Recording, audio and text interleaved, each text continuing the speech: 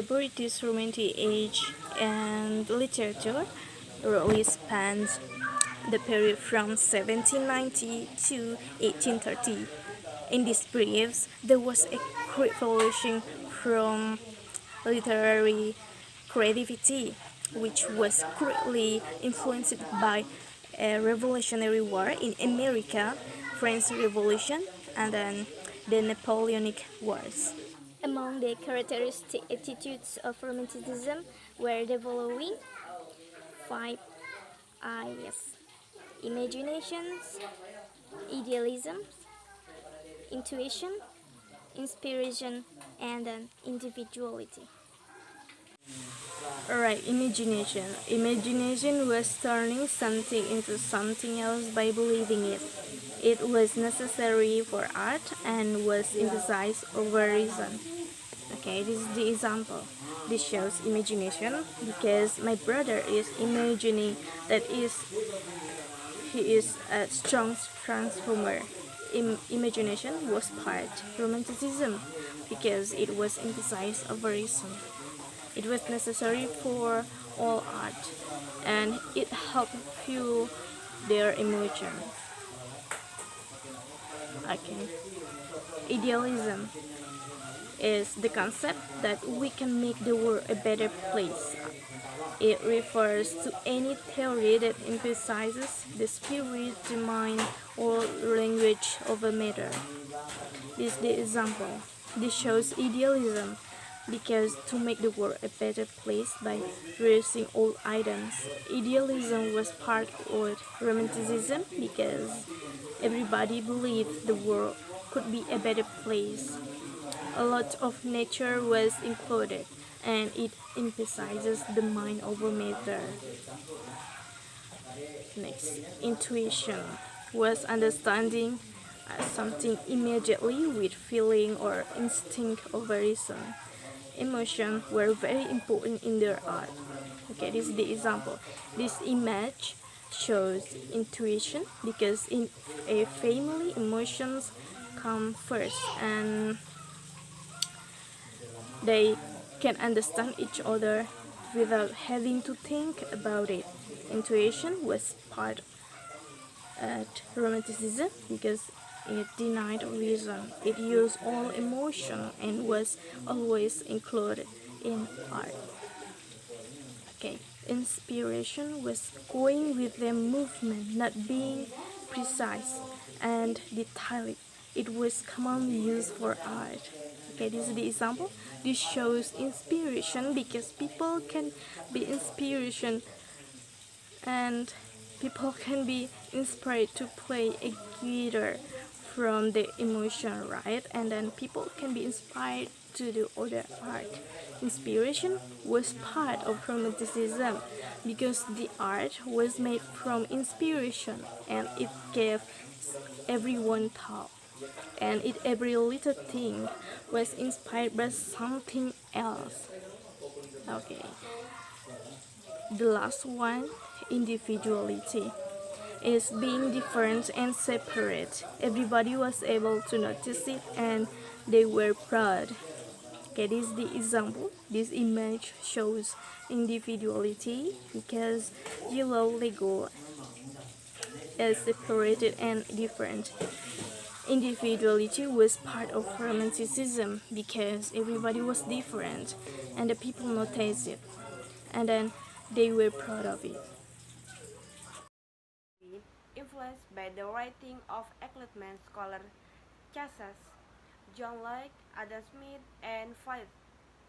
This writing prefaces the importance of democracy and the importance of individuals.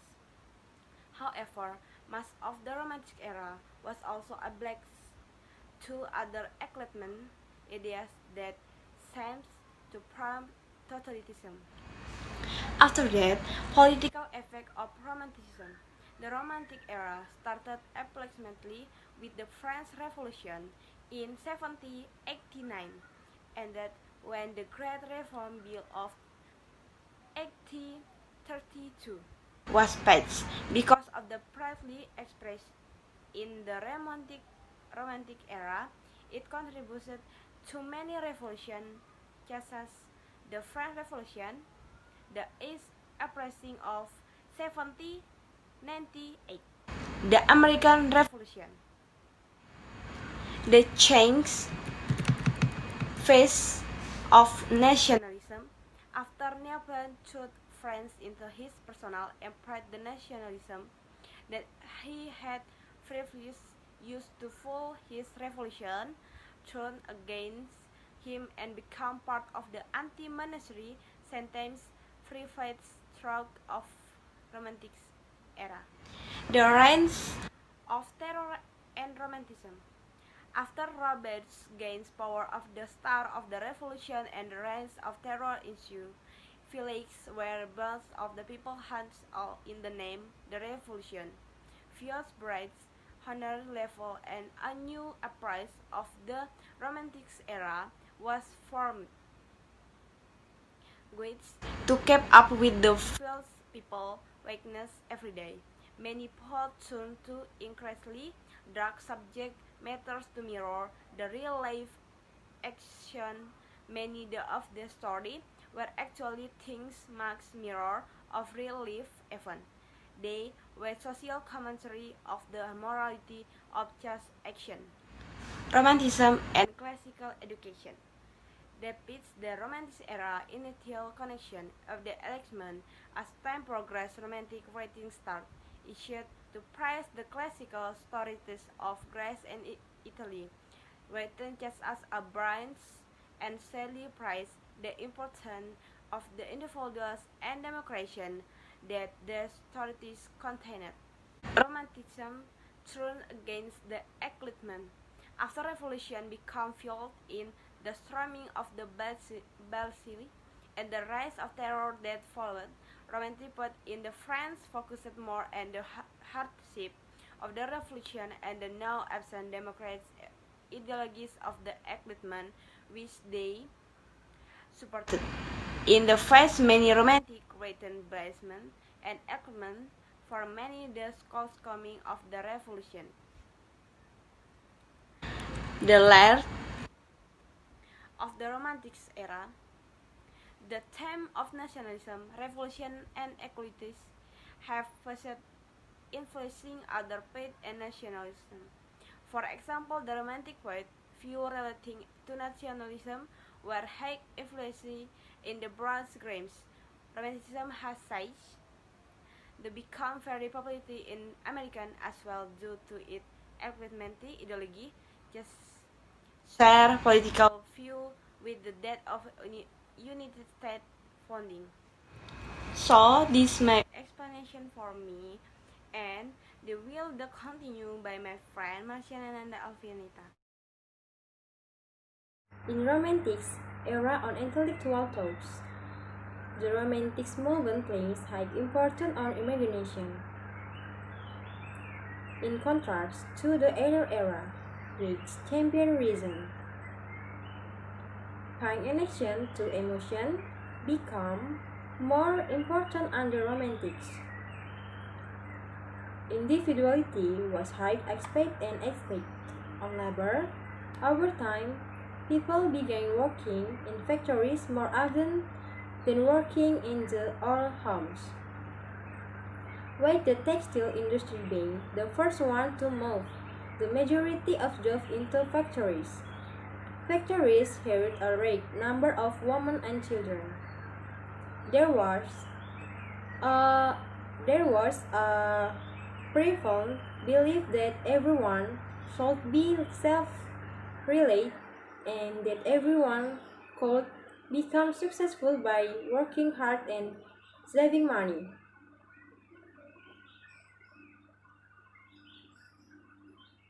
Skilled workers sometimes had paid holidays to be considered a member of the middle class, a family hard to have at a least one firm.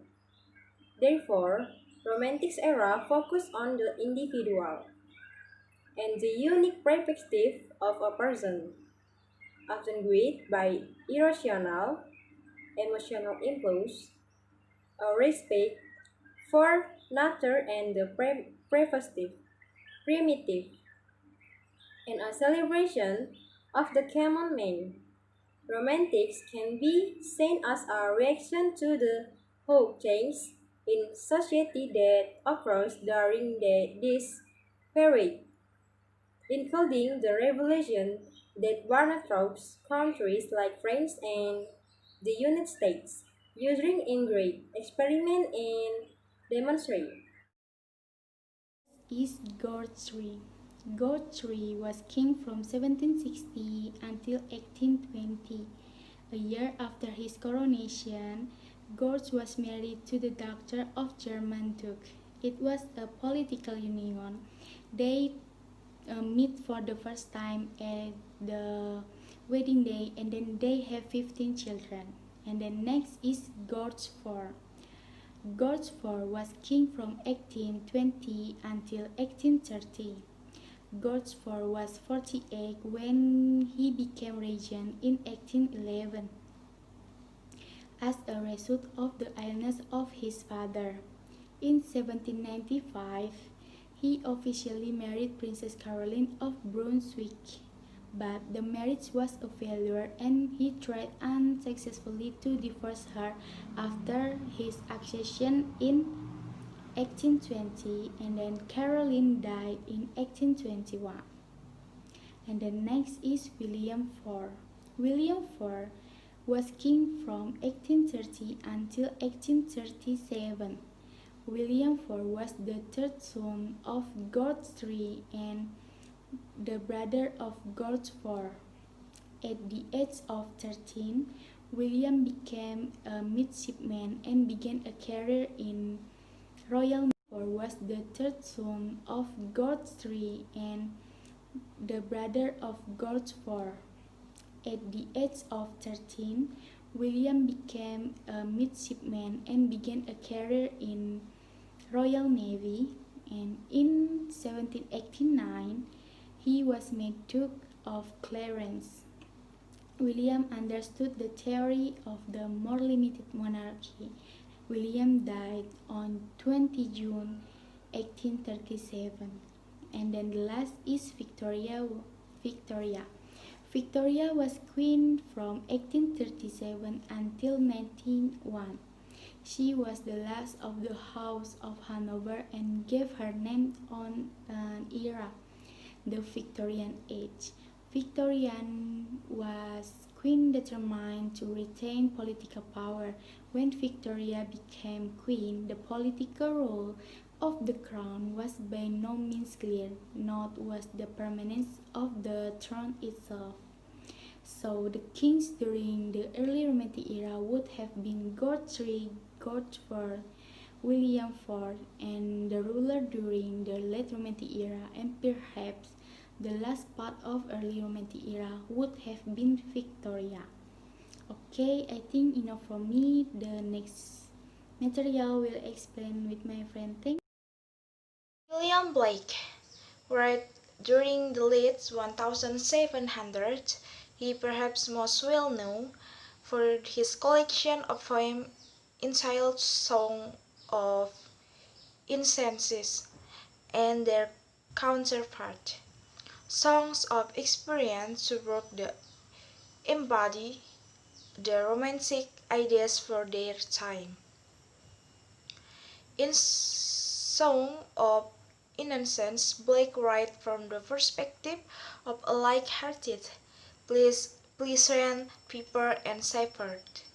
William Wordsworth was another well-known romantic poet who wrote at the beginning of the 18th century. Wordsworth and another author, Samuel Coleridge, are credited with launching the Romantic Age in English literature with their joint publication, Lyric Blade. Coleridge was even more well known for his long-form poem, The Dream of the Ancient Mariner, where we read about an ill-fated ship disguises its good luck omen, and albatross and meets a greatly and Their other common names from the Romantic period are those of Lord George Bryan, Percy Shelley, and John Keats. They all right around the late 1700 and early 1800. They had the style of the Romantic age, and they were all at some point. Poet Bryan, as his name suggests, was actually a lord and highly influential of his age. He has been regarded as one of the greatest British poets, most famous for his epic poem, Don Juan, a long work that was considered somewhat shocking in its time. Humorously, even though Byron is now considered to be part of the Romantic movement, he especially talked about how much he disliked Wordsworth and Coleridge in one part of Don Juan. While he might not have been a fan of those two, he was friends with our next poet, Percy Shelley. You can talk about the Romantics without talking about John Keats. Keats was a prolific writer while he was alive, which sadly wasn't very long. Keats' poetry is characterized by sensual imagery, most notably in a series of odes. Now, before we wrap this up, I want to talk about two authors born way before the Romantics who had an influence of their work, Geoffrey Chaucer and Thomas Browne. Chaucer was an English poet and author who lived in the mid to late 1300 and is considered one of the greatest poets of the Middle Age. He best now known for his collection of short poetic stories called the Canterbury Tales. He has been called the father of English literature, partly because he popularized Middle English at the time when most of the written words appeared in French and Latin. The Romantic author had a remarkable respect the culture. So the next material will be continued. Music, when soft voices die, vibrates in the memory. Odors, when sweet violets sicken, live within the sense they quicken. Rose leaves, when the rose is dead, are heaped for the beloved's bed. And so thy thoughts, when thou art gone, love itself shall slumber on. Shorter poem by Percy Shelley, a well-known romantic poet. Here, this poem has a simple but very effective message and style. That poor text here is very interesting. He grabs some example from the nature, and from those example, he concludes an abstract thing. He wants to prove that even after we die, the love is always alive. So how does he draw that conclusion? He first takes of music the poetry of ears. He says that when the soft voice die vibrates in the memory, that means whenever we listen to some music, some beautiful music, we like it and we love it. We want to listen it for some more time, and it gives us so much pleasure, but soon we start listening it. What does happen after that? Well, the music doesn't die, it rings in our memory for many moments in the future. Sometimes We always remember some songs, some music, some notes, some years that can be remembered for its down or theme. And whenever the makes a music great so music playing we hear it happens only one time but somehow it has an afterlife in our memory.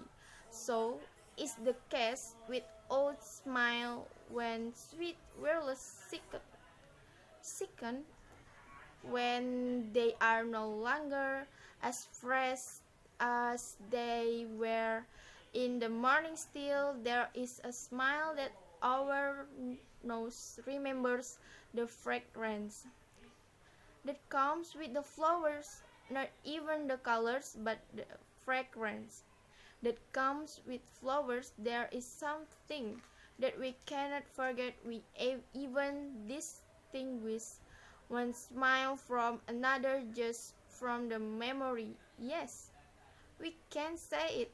Something human that poet is going to conclude a very much human point here. Next he comes to rose loose, the draw loose when the rose is dead.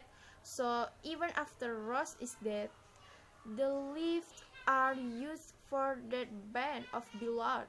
When beloved is alive, rose is given to him or her.